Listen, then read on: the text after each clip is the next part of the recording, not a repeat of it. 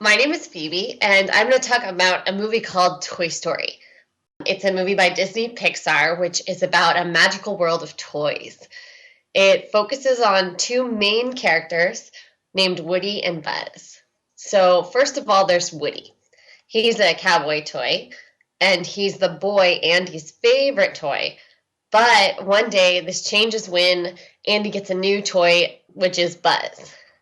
So, Buzz is a Space Ranger toy, and he's newer, more popular, more modern, and just a more exciting toy. Woody becomes very jealous of Buzz. Buzz has his own problems, and this has to do with his identity. He thinks he's actually a real space ranger and that he can go back to space as soon as he just finishes his spaceship. But when Woody tells him that he's just a toy and that the spaceship isn't real, Buzz falls into a deep depression. Meanwhile, there's a bigger and more pressing problem. So the toys become in danger as they're outside of their home and trying to get back before Andy's family moves to a new house. With this problem, Buzz and Woody find that they have to work together, especially when they are in the hands of a toy killer named Sid. Woody is able to help Buzz and they become friends. Basic plot of the movie centers around these adventures as they try and get back home and away from the neighborhood killer. In the end, the toys really are able to both forget their individual problems so that they can work together and help save each other and the rest of the toys. On their adventures, they can accept their reality and just move on and enjoy their lives together as toys in Andy's house.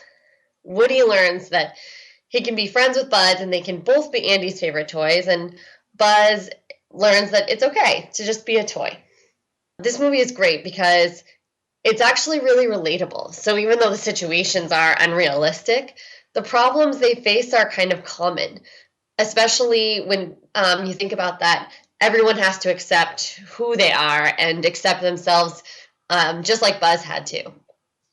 It's easy to get caught up in our own personal problems and kind of selfish ambitions in the moment. But when we get into these actual life challenges, we realize what's most important and that some of those things really don't matter.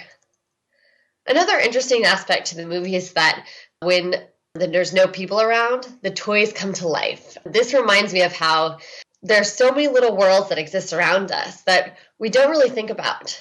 They may even have a bigger influence on us than we know. One example of this is the unconscious world. For example, we tap into it a little bit when we're sleeping, but the rest of the time we don't even think about it or know it's there. So life can be pretty strange. Question: what was Buzz's problem? Example answer: Buzz didn't know exactly who he was. He thought that he was a space ranger and would return to space as soon as his spaceship was fixed. But it was not real. Buzz was just a toy, and his spaceship was a toy too. Questions. 1. What was the common problem of the two toys? 2. Why was this problem more important than their personal problems? Example answer: Toy killer Sid trapped them in his home. They had to get away from the killer and get back home before Andy's family moved to their new house. This problem was more important than their personal problems because it was a matter of life or death.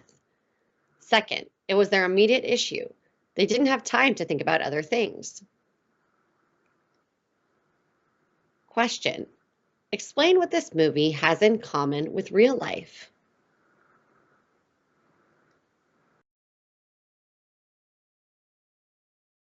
Thank you very much. Covered by Phoebe from English Aloud. Written by Kevin Park from English Aloud.